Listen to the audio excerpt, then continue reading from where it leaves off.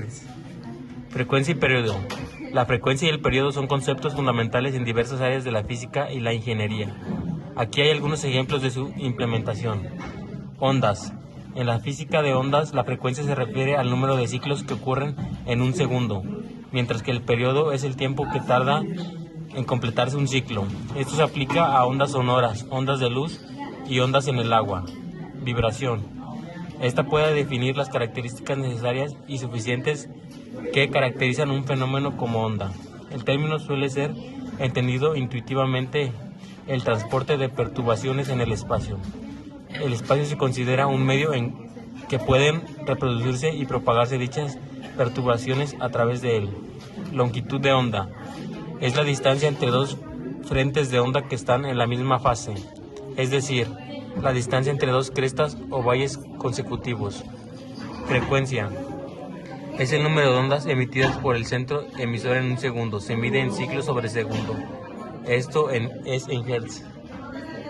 Periodo. Es el tiempo en el que tarda en realizarse un ciclo de la onda. Elongación. Es la distancia entre cualquier punto de una onda y su disposición de equilibrio. Amplitud de onda. Es la máxima elongación o alojamiento de su disposición de equilibrio que alcanza las partículas vibrantes. Velocidad de propagación es aquella con la cual se propaga un pulso a través de un medio. En otras palabras, es la velocidad con la que se desplazan los frentes de una onda en dirección del rayo. Electromagnetismo. En circuitos eléctricos, la frecuencia es la clave para el funcionamiento de dispositivos como radios y televisores, donde se modulan señales en diferentes frecuencias. Mecánica. En el estudio de oscilaciones como un péndulo o un resorte, se utilizan la frecuencia del periodo para describir el movimiento periódico. Acústica. La frecuencia determina el tono de un sonido. Por ejemplo, un tono más alto tiene una frecuencia mayor, mientras que uno más bajo tiene una frecuencia menor. Planteamiento del problema. Imagina que quieres construir un reloj de péndulo en casa para medir el tiempo. Tienes un hilo de nylon de 1.5 metros de longitud y deseas que el péndulo tenga un periodo de oscilación adecuado para un reloj. Calcular el periodo. ¿Cuánto tiempo tardará el péndulo en completar una oscilación? Completar la ida y vuelta. Y ajustar la longitud. Si deseas que el periodo del péndulo sea exactamente 2 segundos, ¿qué longitud debería tener el hilo? Experimentar con la frecuencia. Una vez construido el reloj, decide experimentar y ajustar la longitud del hilo. Si reduces la longitud 1 metro, ¿cuál será el nuevo periodo del péndulo? Marco teórico. Objetivo del experimento: determinar el periodo de oscilación de un péndulo simple en una función de su longitud. Analizar cómo el ángulo de lanzamiento afecta el periodo del péndulo. Materiales necesarios: un hilo, un objeto que sirva como masa, un soporte para suspender el péndulo, un transportador para medir ángulos, un cronómetro o un reloj con un segundero. Regla o cinta métrica para medir la longitud del hilo.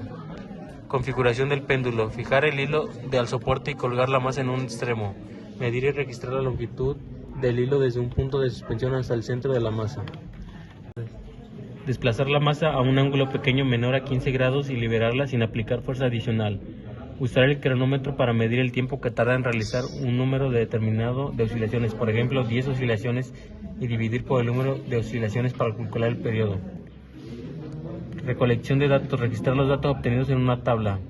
Longitud del péndulo, tiempo medido para el número de oscilaciones, periodo calculado para cada longitud. Metodología, definición. Conclusión: la frecuencia y el periodo están relacionados. Conocer uno permite calcular el otro. Aplicabilidad: estos conceptos son esenciales en campos como la física, la ingeniería y la estadística, donde ayuda a modelar y analizar sistemas dinámicos.